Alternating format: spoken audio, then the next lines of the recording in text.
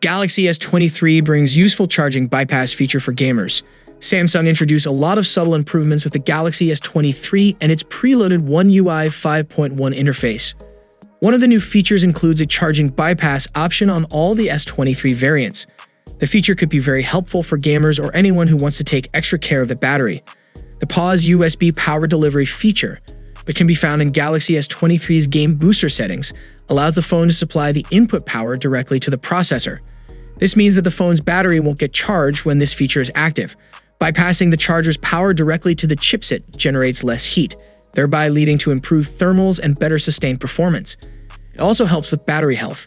When the phone isn't continuously charged, it reduces battery charge cycles, which keeps the battery healthy in the long run.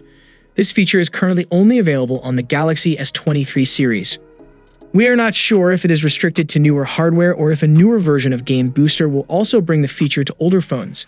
As you can see here, the Galaxy S23 Ultra consumes 6 watts of power when the battery bypass feature is enabled. But when the feature is disabled, the smartphone consumes 17 watts of power. Hopefully, Samsung brings it to more Galaxy smartphones and tablets in the future.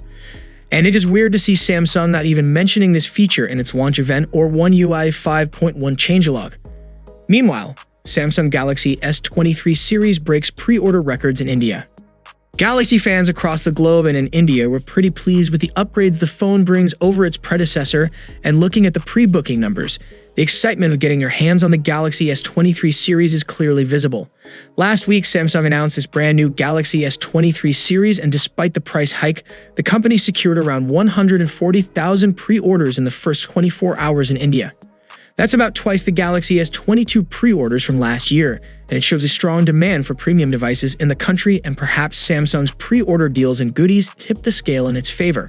Samsung's spokesperson didn't reveal the pre-order distribution. The average selling price of a Galaxy S23 member is about $1,200, so that would make for $169 million in revenue. In terms of numbers, Samsung expects to grow by double digits in the premium segment this year, outperforming the industry average. So, what are your thoughts on these new improvements on Samsung's new flagship lineup? What are the other features that you notice could be better in latest flagships? Let us know it down in the comments section, and if you enjoyed the video, then a sub to the channel will be massive. See you for the next time. Peace out.